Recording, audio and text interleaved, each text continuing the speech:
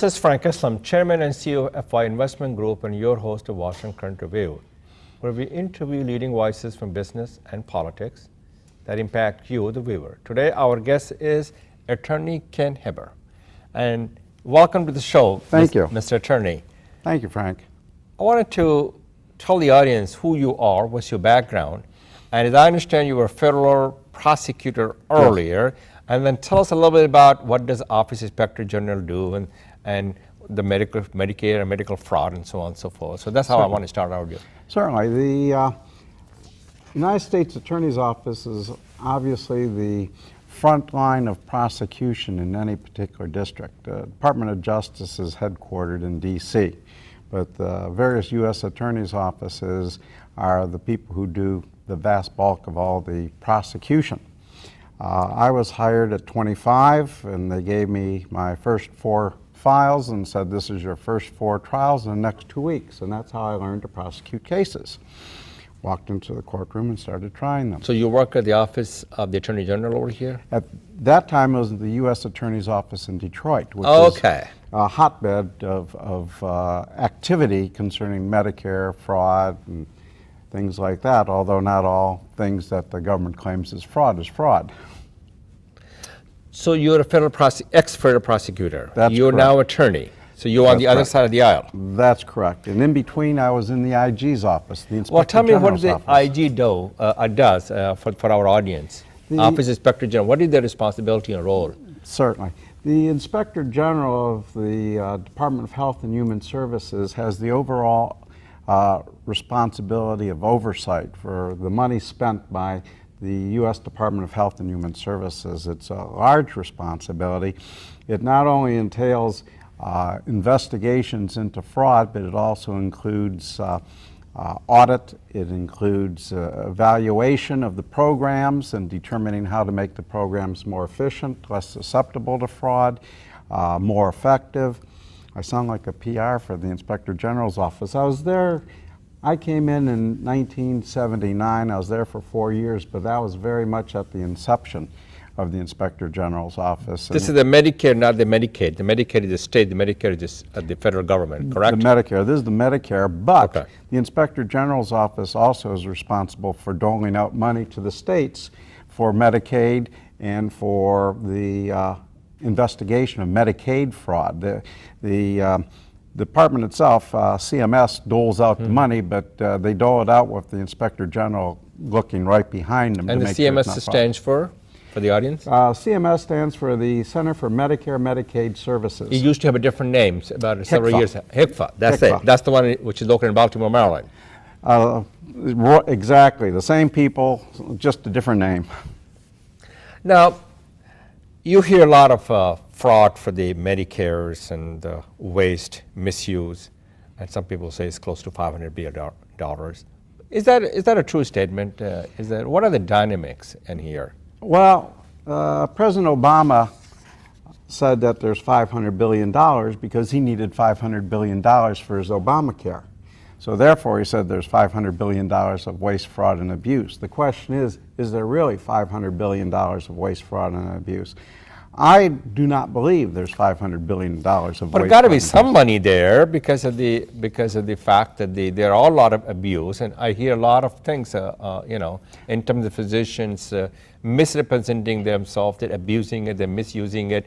There's some fraudulent activity going on. So there are some, may not be $500 billion, not a million. I'm sure there's a $500 million. There's no question about it. So the question is it close to $500 billion, or is it close to $250 billion? It depends on how you define fraud, waste, and abuse.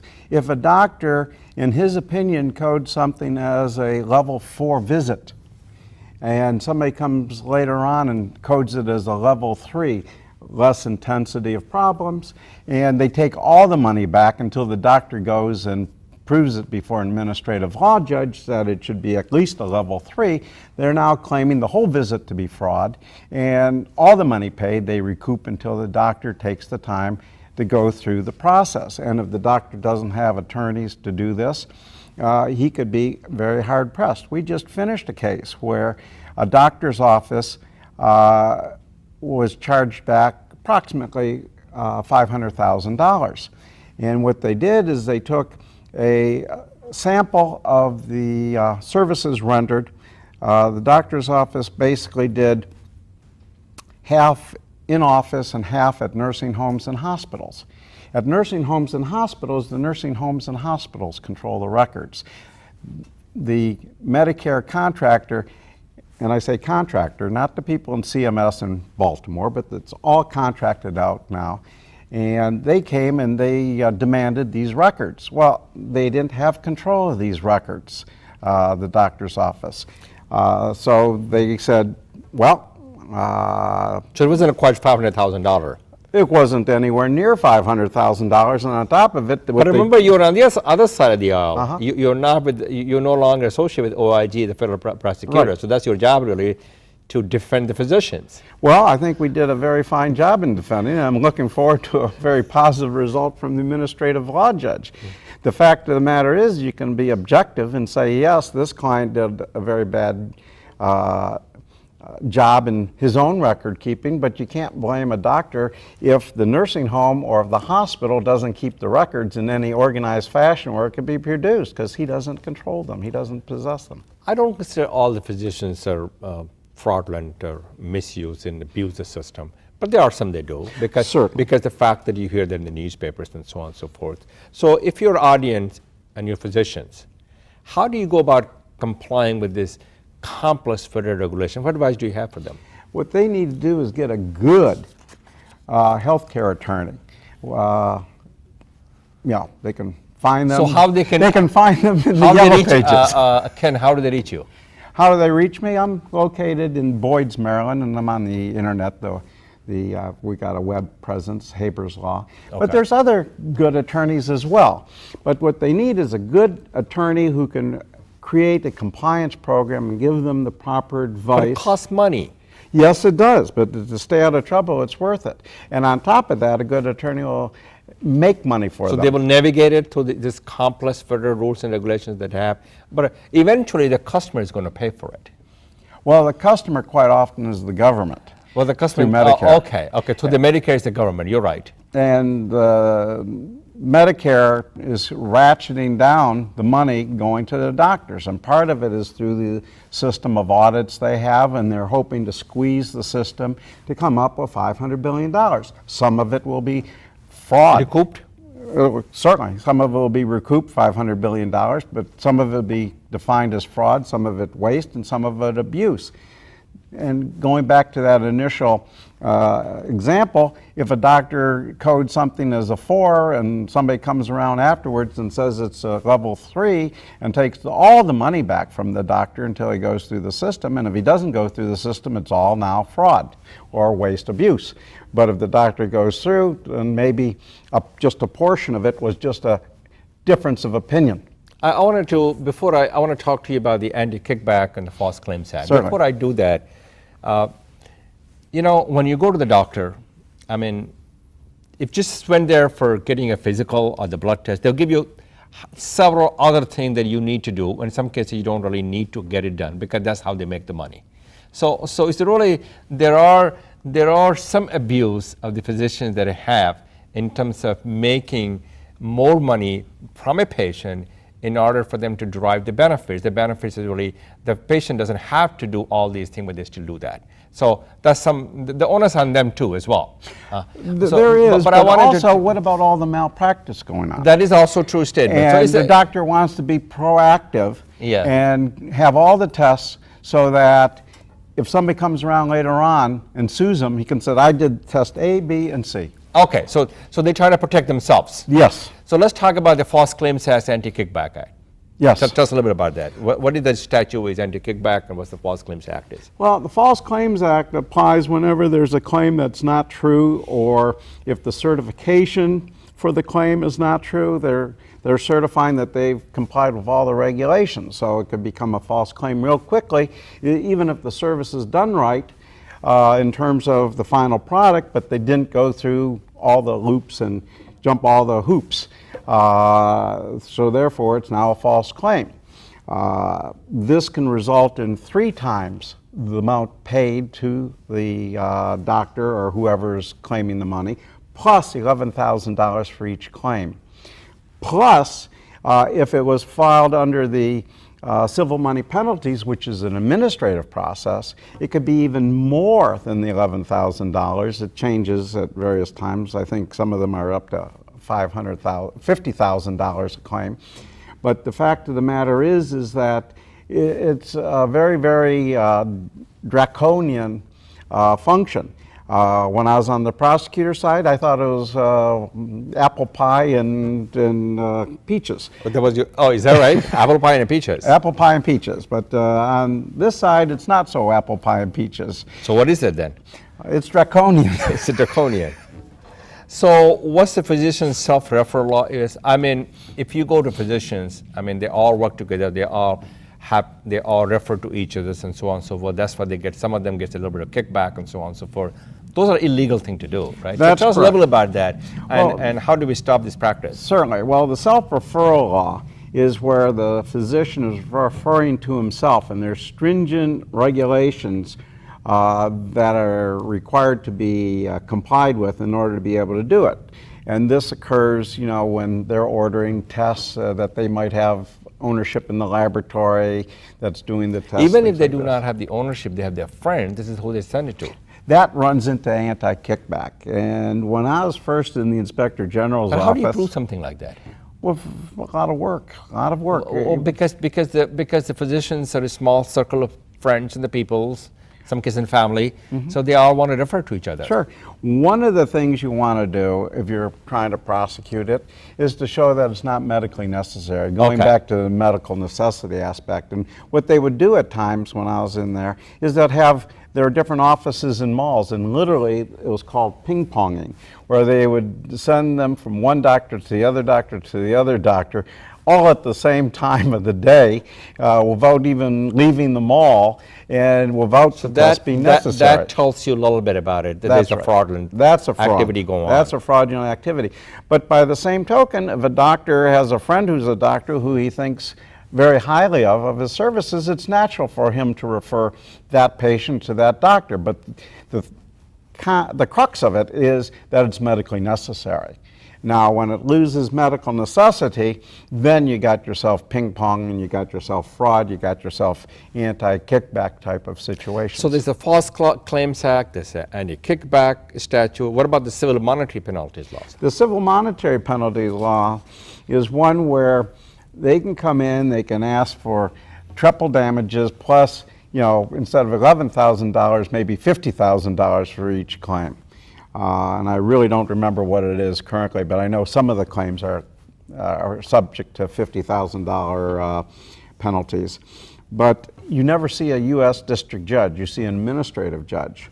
And it goes through the administrative agency. There's a final determination by the administrative agency, and then they enforce it by going and grabbing your property. And if they need some sort of process, they get it from the U.S. District Court, but they have a final judgment through the administrative process, and the only appeal is to the Court of Appeals. Well, the Court of Appeals is a very busy body, and they don't look at the evidence de novo.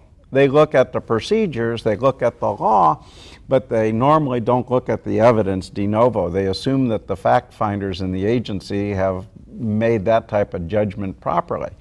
It's not necessarily that there are judges who can't judge. The judges can judge. There are many fine administrative law judges. The one we just were before was and is a fine administrative law judge. I had a civil money penalty case, and after we tore up their witnesses, they knew the judge was going to rule in our favor.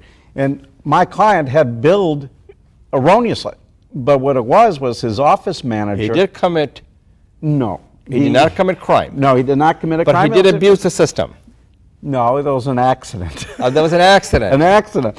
New office manager, who he subsequently married, had billed erroneously, and it went out in two batches. So human error. Yeah, so there But they is should human pay error. for the penalty for that, because they should have process in place that things like that should not happen.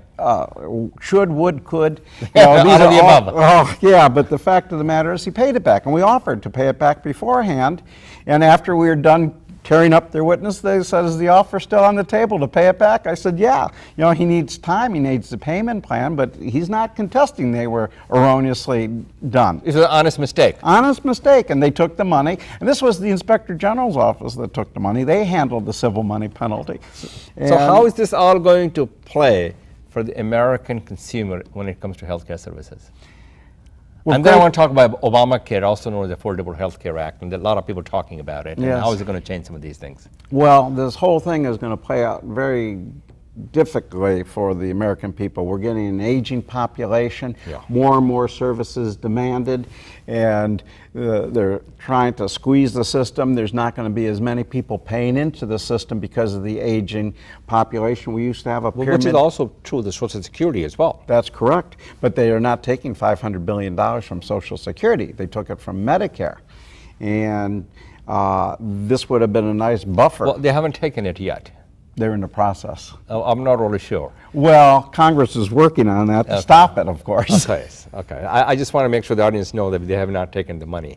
There's a discussion on this thing. There's a and discussion. Debate, And and this- perhaps a discourse. That's correct, and that's what's going on right now when they're talking about the shutdown, because without getting into politics, certain people don't think this is proper, and other people think it's Well, proper. what they don't think is a proper? They don't think Obamacare is proper Well, as it's and do structured. they have- They don't think the payment mechanism is proper. Okay, as so it's do they structured. have, the people who think the Obamacare or the Affordable Health Care Act is not a proper, it is improper, and I heard the discussion somewhere last night, it says sucks, which is, excuse me, the language, people use it. The question is, do you have a better idea to make sure that we can cover 47 million Americans who does need to have the coverage? And also pre-medical existing conditions. The two things that I wanted to, so do they have anything better to replace it? Well, if And what is something they do not like? I can tell you what they don't like. Tell me a little bit. Tell the audience what they don't like. Before we get there, let me just say that they better have a good alternative because Have the you heard of American- that? No, I have not. Okay, so they And don't have that's an where alternative. That's where they're failing in their communications. So They're all they're doing is complaining and they're criticizing. complaining and criticizing. But not giving you an alternative plan. That's what they intend to do, and put that to the public and the And that's American what- people and say, this is my plan. That's what they need to do if they want to So get they past. don't, but they don't want to do that. They Why is haven't that? done it. Why is that? Because it's a complex problem and they don't have a solution to it. They don't have a solution to the problem, but they still complain and criticize. That's correct. And they still want to shut down the government. That's correct. It looks like it. So It appears to be. Appears to be. I hope they don't. I hope they don't too. Because it is important for America to move forward economically, create jobs in America. There's thousands of issues that America faces, the challenges that we face, that we need to solve those problems. Absolutely. And we all in this together, whether you're Democrat, Republican, Independent, whatever your caste and creed and religion or race is, we all in this together. We are American first. That's correct. So if you have suggestions for the physicians and so on and so forth, do you think the Affordable Health Care Act looks like it's going to happen? It doesn't look like it's going to. It went through 2 years ago, it got passed. Then it went to the Supreme Court, and Supreme Court blessed it, as you probably know all these things. Even the state of Virginia went to the court, and they did not win the case, so obviously it is going to happen. So what advice do you have as an attorney for the Affordable Health Care Act for the physicians? Well, there's Plan A and Plan B. What is the Plan A? Plan A is that it goes forward as is, and Right. Plan B is that it's either eliminated or dramatically altered. Now, if it's Plan A, there are some good provisions that were already in the pipeline, such as the Pre-existing medical conditions. That's one very big concern, and also the ACOs, the Accountable Care Organizations. Correct. Which are reversing the various things that they were going against in the past. They didn't want the self-referral. They didn't want the doctors having a capacity to refer to their friends, et cetera, to make money. But the fact of the matter is, with the Affordable Care Act, if the accountable care organizations are set up, it is a structured, approved way of people being able to refer to other people whom they know in order to hopefully efficiently deal with the issues. What about making some kind of amendment? They're talking about they delayed for 1 year for the business, and they're talking about delaying for 1 year for the individuals. Do you think it's going to fly? Because obviously we can't predict the future, what's going to happen. What's your thoughts on that? Don't really know. I just know that the American people are not going to tolerate the government closing down for very long. Absolutely right. I hope that's not the case. I hope that's not the case Because as well. we are first Americans. That's correct. We have to set aside the differences, the bickering, and the partisan politics. That's correct. We need to move America forward. It's the only way we can move. And thank you very much, Attorney. Thank you. And thank you for telling the audience. And this is Frank Islam wishing you a great week. And thank you for watching.